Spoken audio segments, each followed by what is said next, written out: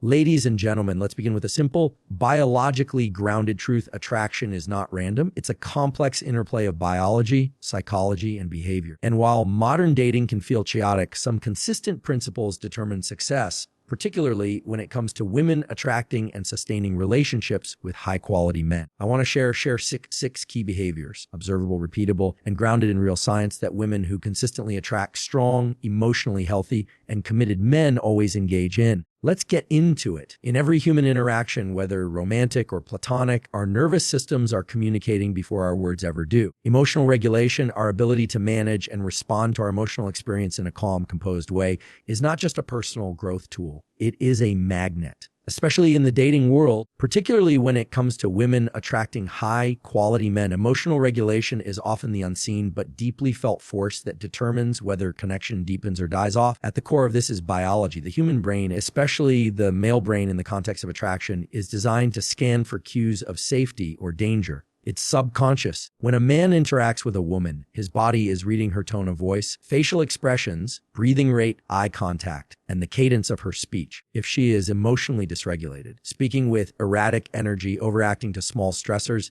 needing constant reassurance, it communicates one very loud signal: unpredictability. And the male nervous system associates unpredictability with threat. That triggers a sympathetic nervous system response, better known as the stress response: flight, or freeze. He may not even understand why, but he will begin to pull away, lose attraction, or shut down emotionally. Now, contrast that with a woman who maintains a grounded presence.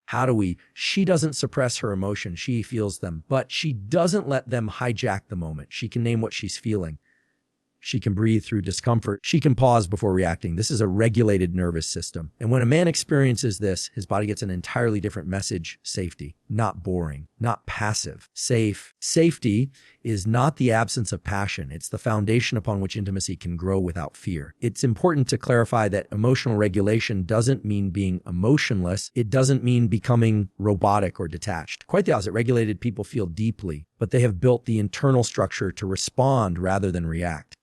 For women especially, this creates a powerful energy. It signals maturity, self-mastery, and trustworthiness. In evolutionary psychology terms, it says, I can partner with life's uncertainty. I don't need you to manage my emotions. I know how to hold myself through intensity. That is deeply attractive to high-quality men who are emotionally intelligent, mission-driven, and looking for a teammate, not another project. Another way to look at this is through the lens of co-regulation. In a relationship, both people's nervous systems begin to sync. When one person is anxious, the other will often absorb that. But one is calm, the other feels that too. Women who have done the work to regulate their inner world become emotional anchors. They create a space where a man can exhale. And let's be clear, high-quality men are under pressure. They're building careers, solving problems, carrying responsibilities. When they come into relationship with a woman who adds to their chaos, even unintentionally, they instinctively pull back. But when they meet a woman who helps bring their system into balance, not by fixing them, but simply by being centered, they lean in. How does a woman develop this kind of emotional regulation? It's not magic. It's a set of practices: daily breath work to calm the vagus nerve, cold exposure to train the body to stay calm under stress, journaling to build self-awareness, therapy or coaching to process unresolved triggers, sleep, hygiene, nutrition, movement. All of these contribute to a well-regulated emotional system. And in moments of real-time conflict, it's about creating micro-pauses, spaces between stimulus and response. That pause is where self-respect is built. That pause is where emotional maturity lies. And what's fascinating is that emotional regulation doesn't just attract better men. It also filters out the wrong ones. Dysregulated, manipulative, or narcissistic men can't hook into a woman who doesn't mirror their chaos. Her stability becomes a boundary they can't cross. In that sense, emotional regulation becomes a self-sorting system. It draws in men who value peace, depth, and growth, and it repels those who only function in drama or control. Ultimately, emotional regulation is not about being liked. It's about being so routed in your own nervous system that you create resonance. You become a tuning fork for clarity. That energy is powerful. It's magnetic. And the men who are healthy, self-aware, and emotionally mature, those men are not just drawn to it. They stay because they know how rare it is. Boundaries are often misunderstood. People think they're about saying no, about keeping others out, or about being difficult. But in reality, boundaries are one of the clearest indicators of self-worth. For women, especially in the context of relationships, boundaries are not barriers. They're beacons. They send a signal to the world, and particularly to men, that says, I know who I am, I know what I value, and I protect my peace. And that signal is incredibly attractive to high-quality men. Let's start what a boundary really is. It's not a demand you place on someone else. It's not about controlling another person's behavior. A boundary is a clear communication of what you will not accept in your space, your energy, and your life. It's about what you will do in response to how others show up. For example, it's not, you can't talk to me like that. It's, if you speak to me like that, I will leave the conversation. That shift in language is everything. It reflects ownership, clarity, and strength. Now, why does this matter so much in relationships? Because people are always testing each other. Not maliciously, but unconsciously. We're wired to scan for consistency, for alignment, and for emotional safety. When a woman lacks boundaries, when she tolerates disrespect, over-accommodates, says yes when she means no, or betrays her own values to keep a man's interest, it may seem on the surface like she's being agreeable or easygoing. But beneath the surface, her nervous system is sending signals of uncertainty and low self-worth. And the man, especially if he is emotionally mature, will feel it. On the other hand, when a woman sets and holds boundaries with calm certainty, she immediately differentiates herself. She shows that she has a deep relationship with herself. She's not afraid of being alone. She's not operating from scarcity. She doesn't need validation to feel whole. And that kind of energy draws in men who respect strength. It filters out those who prey on weakness. So it's like an internal quality control system. Those who can't meet the standard naturally fall away, and those who can step up are invited in. Boundaries also create structure. And men who are grounded, ambitious, and intentional don't want chaos. They don't want a partner who melts at the first sign of discomfort. They want someone who can hold the line. So who communicates clearly, who doesn't punish or manipulate, but simply states the truth and stands by it. That kind of woman is trusted. She becomes not just a romantic partner, but a collaborator, an equal, someone whose self-respect elevates the entire relationship. What's also important to understand is that boundaries are not about being cold or rigid. The most powerful boundaries are delivered with warmth. You can be soft and still be firm. You can be kind and still be clear. In fact, the most magnetic women are those who combine empathy with strength. They can say, I care about you, but this isn't okay with me, and mean both parts. That emotional clarity is rare. It's felt instantly, and it's respected deeply. Practicing boundaries also reinforces your own internal sense of worth. Every time you speak your truth, even when it's uncomfortable, you build self-trust. You teach yourself that your voice matters. You stop looking outward for permission and start trusting your own inner compass. That internal shift is visible. It shows up in body language, eye contact, tone of voice. And men feel it. They don't always know how to name it, but they know when they're around a woman who values herself, and they respond accordingly. Of course, setting boundaries comes with risk. You might lose people. Some may not like your new standards, but that's the point. Boundaries are not about keeping love in. They're about keeping misalignment out. They're not about pushing people away. They're about making space for the right ones to come close. The discomfort is temporary, but the reward is lasting. In the end, boundaries are not about defense. They're about direction. Tell the world how to treat you. They tell a man how to love you.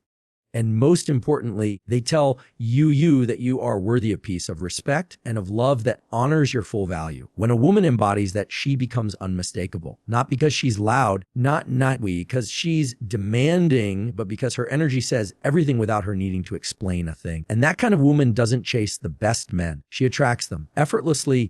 There's a powerful distinction that often goes unnoticed in the dating world, the difference between living with purpose and performing for approval. For many women, especially in a culture that subtly rewards perfectionism and people-pleasing, it's easy to fall into the trap of performing. Trying to say the right thing, look the right way, behave in a manner that will gain validation from men. But the women who consistently attract and keep the highest quality partners don't perform. They live with purpose.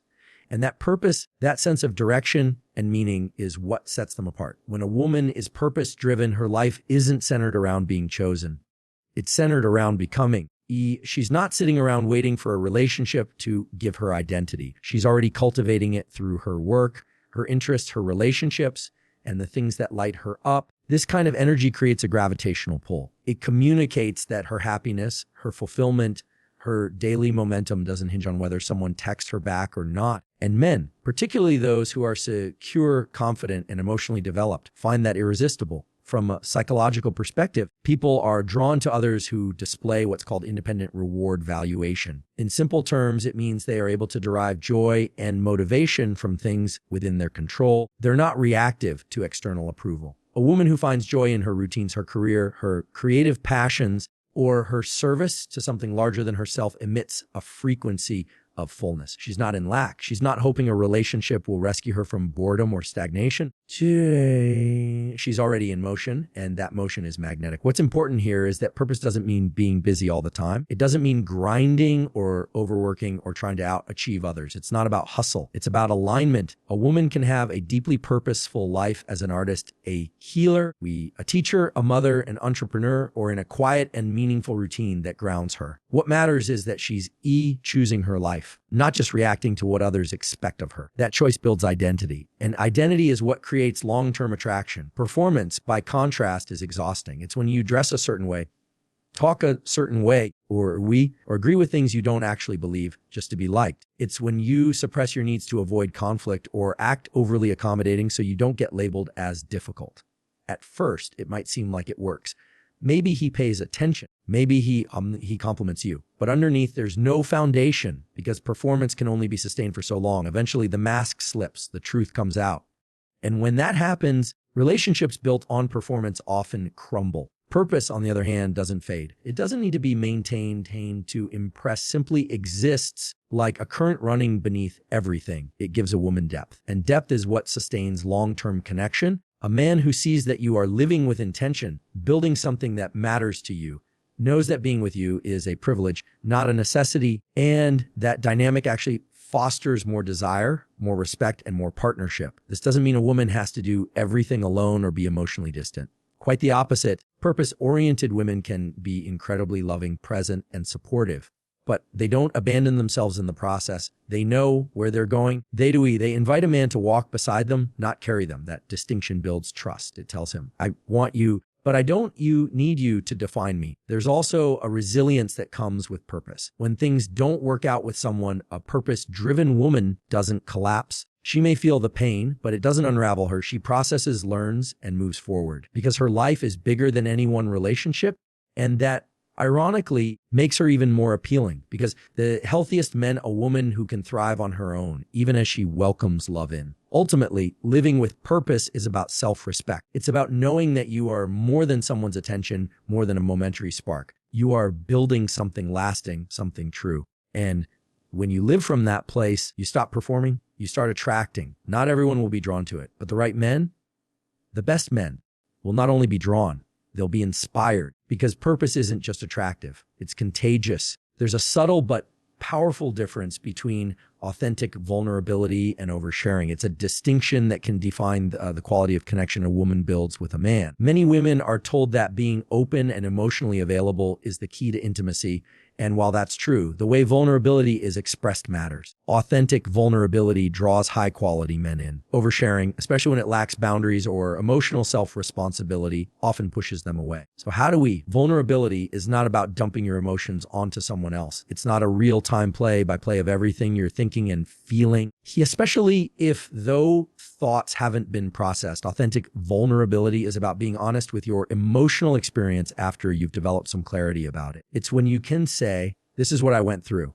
This is how it shaped me. Here's what I've learned. That kind of sharing comes from a place of strength, not desperation. And strength is what truly resonates. Oversharing, by contrast, often happens when someone is trying to fast-track intimacy. It can look like revealing too early in a relationship, disclosing highly personal information before trust has been established, or turning a date into a therapy session. The intention behind it may be genuine. Maybe it's a desire to be seen, to be understood, but the effect is often the opposite. Instead of deepening the bond, it creates discomfort. It overwhelms the nervous system of the other person, especially men who are wired to assess emotional safety and stability in the women they connect with. This doesn't mean a woman should hide her emotions or pretend to be unaffected by life. It simply means that timing, context, and emotional ownership are key. Vulnerability, when expressed at the right time and with the right energy, is incredibly powerful. It says, I trust you enough to show you who I really am. But when it comes too fast or without a sense of groundedness, It can trigger avoidance or even pity. Two things that do not build lasting attraction. Men who are emotionally healthy don't fear vulnerability. In fact, they crave it. Do we? They want to connect with a woman who can feel deeply, who can express her truth, and who invites openness by leading with honesty. But they also want to feel like the woman they're with can hold her own emotions, not hand them over for someone else to manage. That balance is rare, and that's why it's magnetic. A woman who is practicing authentic vulnerability will often say less, but what she says will carry more weight. She's not sharing to be liked.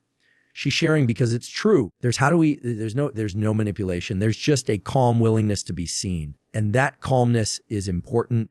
So how do we, when a woman talks about something difficult, but does it without losing her center? It tells a Manning, I've been through things, but I'm not defined by them. I've done the work. That communicates resilience, not fragility. Oversharing, especially when driven by anxiety or the desire to create instant closeness, lacks that calm energy. It often comes out in a flood, too much, too soon. And even if the man is listening politely, he may be internally withdrawing, not because he's unkind, but because his brain is registering a lack of emotional boundaries. Men who are emotionally grounded don't want to be someone's emotional savior. They want a partner, and partners bring emotional clarity, not emotional chaos. One way to check whether you're being vulnerably authentic or oversharing is to ask, so how do we, am I sharing to connect or to be rescued? If the goal is connection, the energy will feel mutual. You're not performing pain, you're offering truth. How do we, but if the goal is to get a reaction, to be comforted, to gain approval, to avoid silence, that's a sign the emotion may need more processing before it's ready to be shared. Building real connection doesn't require revealing everything all at once. In fact, pacing is part of intimacy. Letting someone earn your story over time creates trust and depth. It allows both people to feel safe, to open at a pace that's respectful of the emotional landscape being built. The women who attract the best men aren't emotionless. They're not closed off, but they've cultivated a relationship with them so strong that they don't bleed their emotions everywhere. They invite someone in. They don't pour everything out. That distinction makes all the difference, because true vulnerability doesn't say, fix me. It says, see me and I'll see you too. That kind of connection. That's what lasts. Feminine energy is often misunderstood in modern culture. It's mistaken for passivity, softness without strength, or emotionality without direction. But the truth is, feminine energy, when fully embodied, is not only powerful, it's deeply strategic. It doesn't compete in the same way masculine energy does. It doesn't overpower. It influences, it draws in, it magnetizes. And when a woman learns to trust and express her feminine energy intentionally, she doesn't have to chase the best men. She attracts them effortlessly. At the biological level, men are drawn to polarity. Masculine energy is about direction, structure, drive, and problem solving. Feminine energy, in contrast, is about flow, receptivity, creativity, and presence. These energies are not about gender roles or social scripts. They're about nervous system dynamics. When a woman is in her feminine, she creates space, a space for a man to move toward her, space for intimacy to unfold, space for connection to deepen. And men, especially high-quality men who operate in high-stress environments, feel that space like oxygen. But feminine energy is not about being weak. It's about knowing when not to fight. It's about choosing response over reaction. It's about using emotional intelligence, intuition, and presence as tools of influence rather than force. This is what makes it strategic.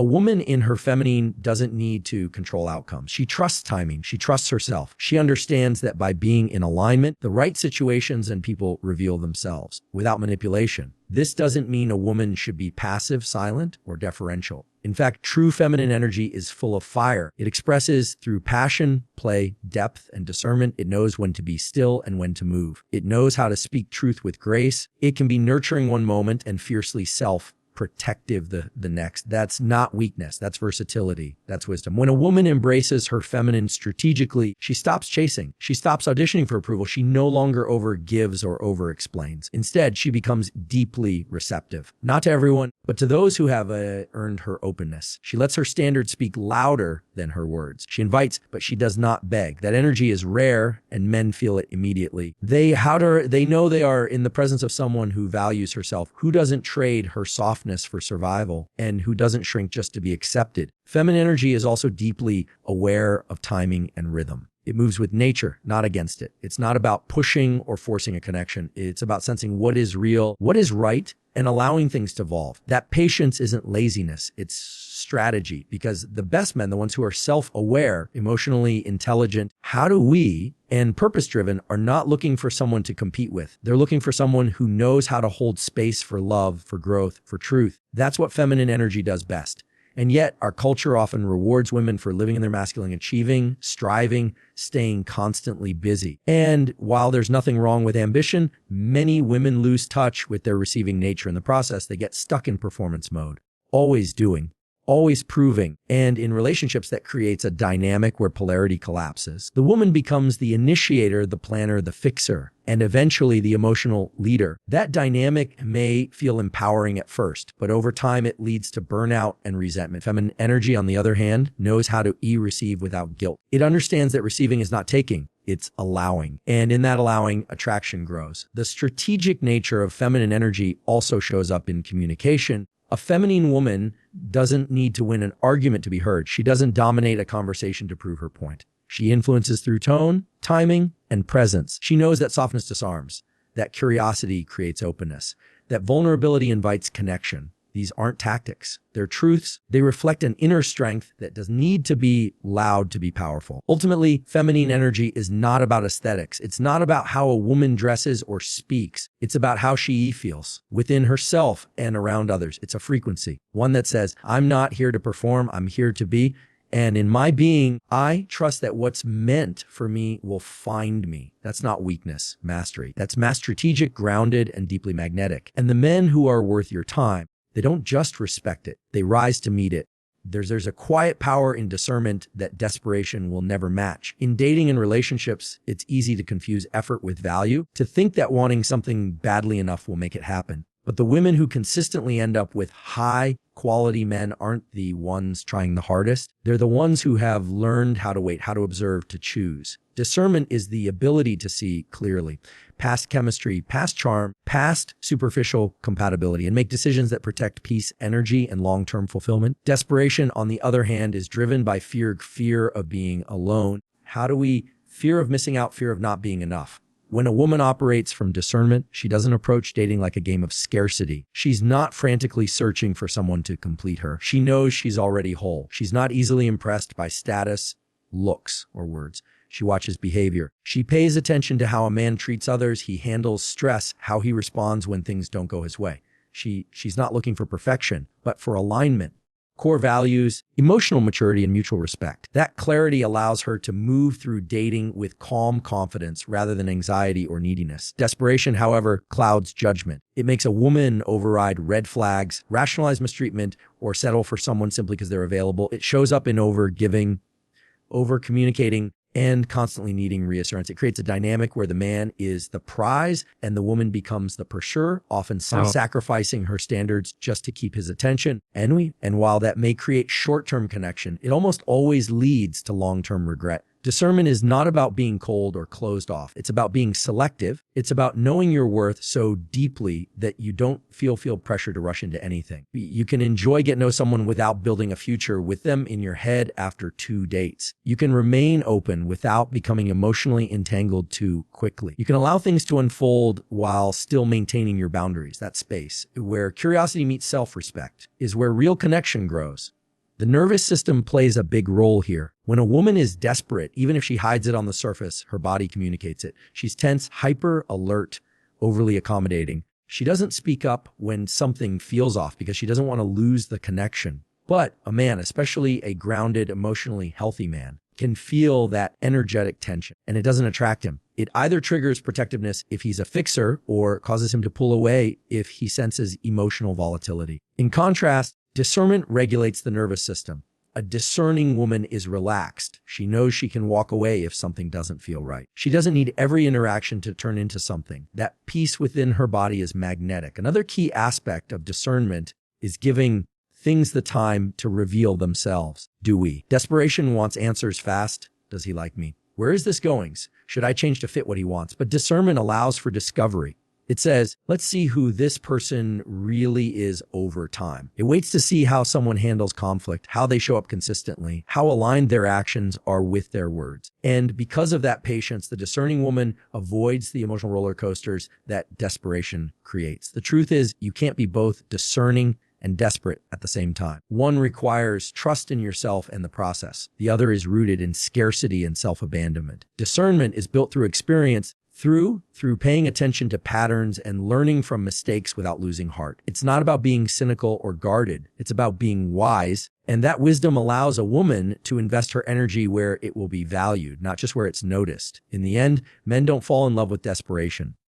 They may engage with it. They may even use it, but they don't commit to it. What they respect, what draws them in and makes them stay, is a woman who knows how to choose, who doesn't need attention to feel secure, who knows that her love is a privilege, not a currency she has to spend just to be seen. That is the woman who gets the best men, not because she's lucky, but because she was never willing to settle for anything less.